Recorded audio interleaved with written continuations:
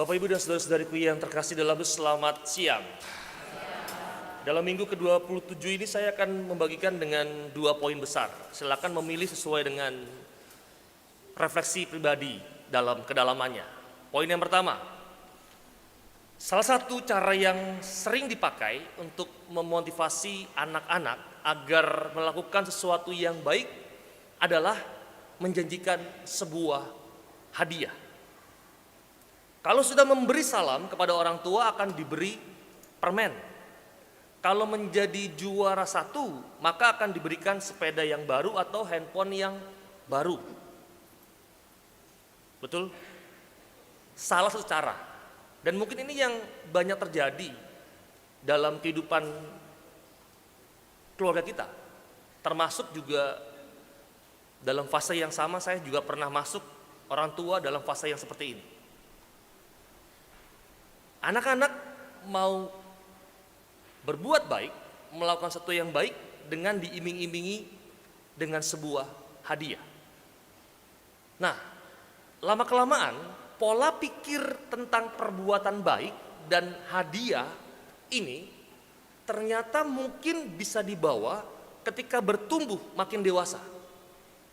Dan hal ini yang sebetulnya juga mempengaruhi kita hingga saat ini. Dan ketika pola pikir itu dibawa terus dalam kehidupan beriman, maka muncullah sebuah masalah. Beriman yang seharusnya membahagiakan dan juga melegakan, dalam kenyataannya malah kadang-kadang bisa membuat orang dewasa itu mengalami fase kekecewaan. Ada orang yang sudah lama aktif dalam pelayanan, misalnya tiba-tiba menarik diri, tiba-tiba menyendiri, bahkan menghilang dalam kerangka yang lebih ekstrim karena ada sebuah kekecewaan. Artinya ada harapan dalam diri orang tersebut yang tidak terpenuhi karena mengalami kekecewaan. Dan dalam hal ini orang itu beriman namun sebetulnya sekaligus menyangka bahwa kesetiaannya dalam pelayanan itu akan menggerakkan Tuhan untuk mengabulkan harapannya. Dengan demikian, hadiah yang diharapkan, apalagi yang dimintanya, sudah kehilangan makna sebagai sebuah gift, sebagai sebuah anugerah dari pemberian tersebut. Maka hari ini, seruan para rasul kepada Yesus, tambahkanlah iman kami. Sebetulnya mau menyeratkan bahwa mereka adalah para murid yang sedang mengalami kesulitan. Dan memang kalau kita mau membuka kembali kitab suci di ayat-ayat sebelumnya, memang di bagian sebelumnya dituliskan bagaimana Yesus itu mengajar para murid untuk mengampuni sampai tak terhingga. Dan para rasul melihat bahwa ajaran itu benar-benar sulit sehingga meminta kepada Yesus gurunya agar memberi iman yang lebih. Yesus tentu saja hari ini ternyata tidak menambahkan iman mereka.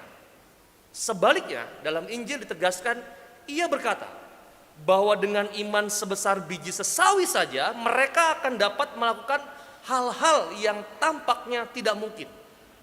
Selain itu, iman juga bukan sesuatu yang seakan-akan bisa ditambahkan atau dilatih pada tingkat tertentu. Saya ulangi, iman bukan sesuatu yang seakan-akan bisa ditambah atau dilatih menjadi next step pada tingkat tertentu.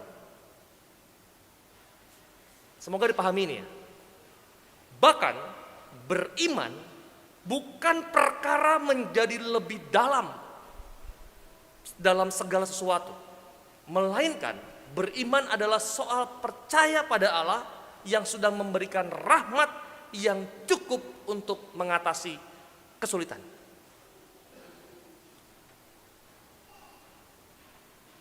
Saya ulangi hal ini supaya Anda lebih memahami. Beriman bukan sesuatu yang seakan-akan itu bisa ditambah atau dilatih seperti skill kita sampai pada titik tertentu. Beriman bukan perkara menjadi lebih dalam segala hal, tetapi beriman adalah soal percaya bahwa Allah kita sudah memberikan rahmat yang cukup untuk kita dalam menghadapi kesulitan. Maka sampai saat ini, dalam titik ini, di sini, sebenarnya kita mudah memahami bagian yang diajarkan Yesus berikut ini, dalam Injil hari ini.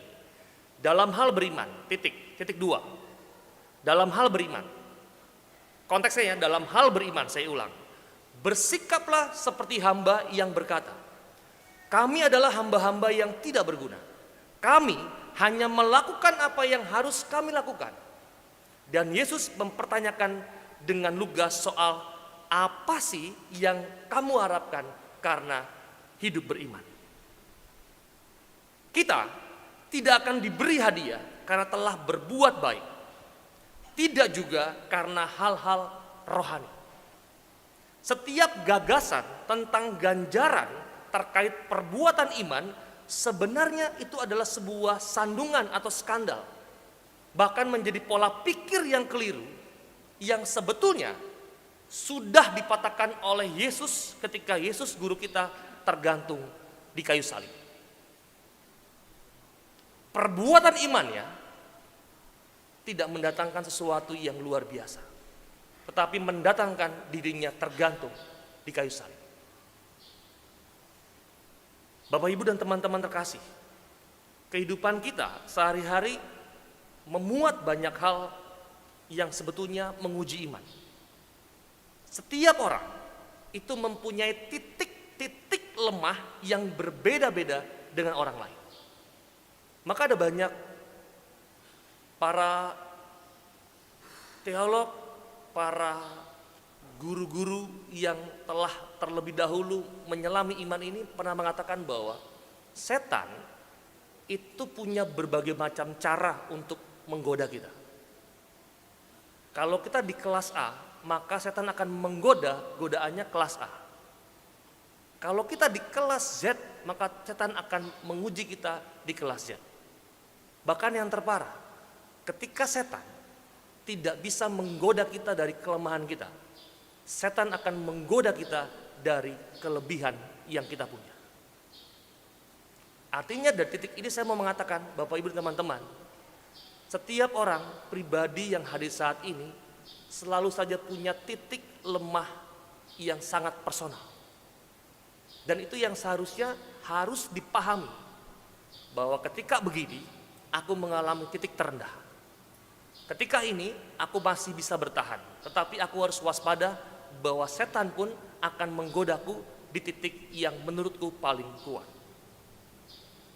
Artinya hari ini saya mau mengajak kita semua lebih menyadari bahwa ada banyak kelemahan-kelemahan yang berbeda-beda dalam kehidupan kita, yang seharusnya itu menjadi sebuah notis bersama, sehingga kita saling menghargai dan menguatkan, bukan saling menjatuhkan.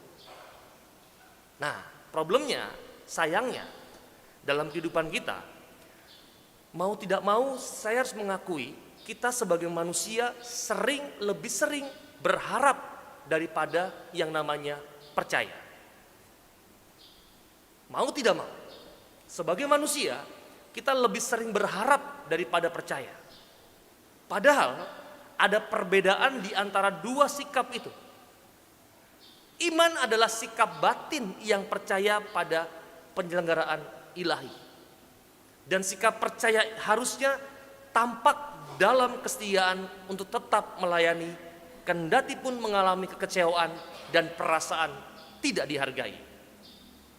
Untuk tetap senang hati, tetap memberi, meskipun kadangkala ditolak ataupun dicurigai. Untuk tetap berusaha dengan tulus hati, walaupun dari sana sini dijegal, bahkan juga digosipkan. Itulah iman. Maka sejalan dengan Injil hari ini, seharusnya kita perlu punya sikap yang kritis terhadap apa yang kita harapkan dari perwujudan iman kita. Kalau dalam lubuk hati Anda masih mengharapkan balasan, berarti kita masih dikuasai oleh pola pikir yang justru sebetulnya menjadi batu sandungan iman. Maka pertanyaannya, maka yang harus diubah adalah iman kita tidak perlu ditambahkan. Tetapi ganjalan itulah yang harus disingkirkan.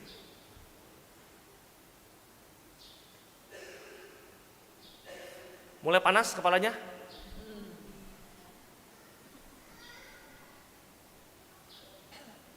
Itu poin pertama. Nanti saya akan review lagi sebagai renungan terakhir. Yang kedua poinnya, lebih mudah. Ada sebuah istilah Latin mengatakan servus servorum, hamba dari segala hamba. Ini salah satu semangat kepausan yang ditampilkan oleh Gereja Katolik dan juga Tata Suci. Menjadi sebuah slogan dari semua Bapak Paus. Paus adalah hamba dari segala hamba. Servus servorum. Hari ini Yesus juga mengajak kita untuk menjadi murid yang bersemangat hamba. Hamba, H-A-M-B-A, hangat, andal, militan, bahagia, dan aktual. Itu hamba. Saya ulangi, hamba, hangat, andal, militan, bahagia, dan aktual. Maka kalau hari ini Yesus mengajak kita menjadi murid yang punya semangat hamba, maka ada 3 jalan iman yang harus ditempuh oleh kita sebagai para muridnya dengan 3 jalan iman 3M. M yang pertama adalah mengasihi. Deus Caritas Est, Allah itu baik, itu merupakan ensiklik pertama kepausan Paus Emeritus Benedictus ke-16. Gereja mengajak kita untuk saling mengasihi. Karena apa? Karena Allah yang terlebih dahulu sudah mengasihi kita. Maka kasih yang nyata dalam kehidupan kita bisa diwujudkan dalam kerangka hidup. Yang pertama, dengan karya yang murah hati. Yang kedua, dengan ucapan yang memberkati.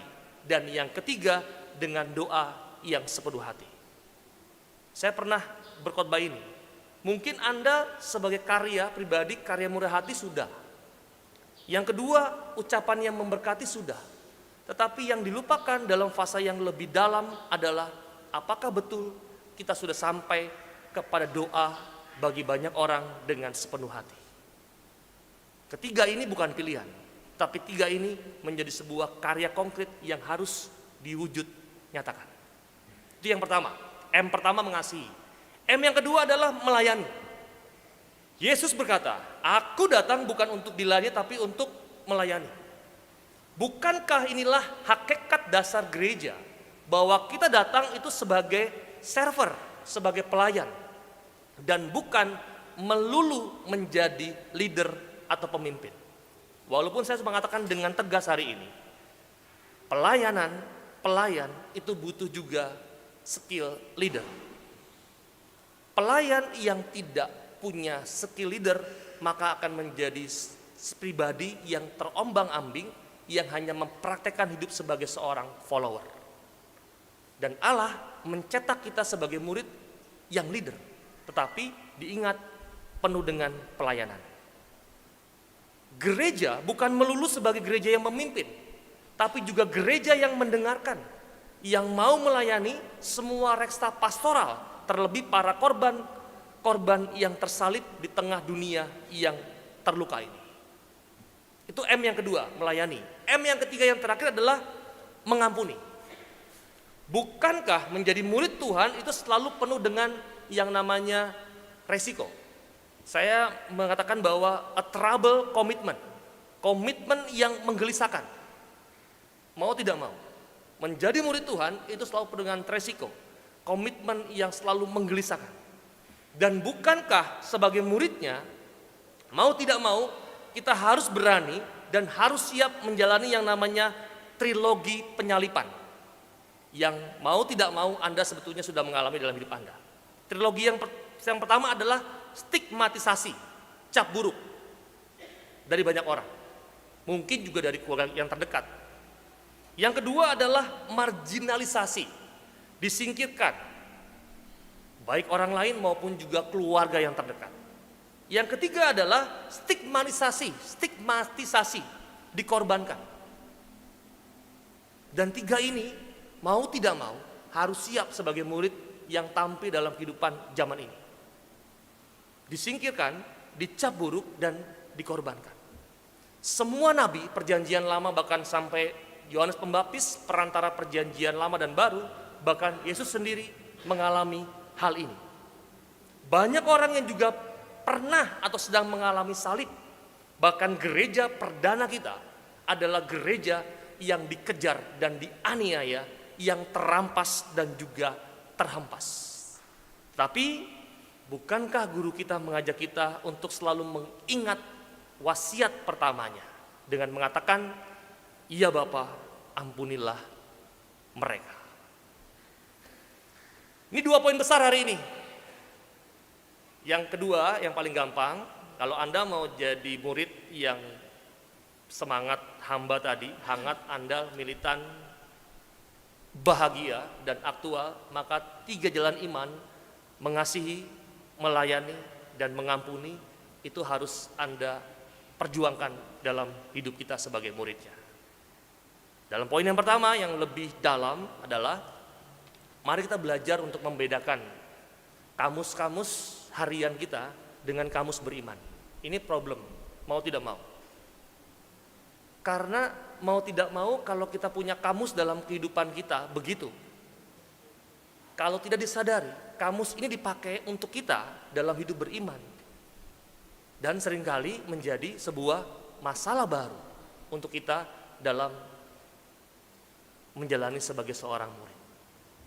Semoga spiritualitas hamba yang ditawarkan Tuhan hari ini itu dalam konteks hidup beriman.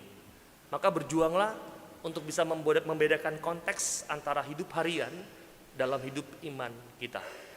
Beriman bukan perkara menjadi lebih dalam segala hal, tetapi beriman soal percaya bahwa Allah yang selalu sudah memberikan rahmat yang cukup untuk kita menghadapi kesulitan. Beriman bukan soal banyak atau sedikitnya, beriman adalah soal pengaruh dan dampak yang telah kita tularkan dalam hidup kita sehari-hari.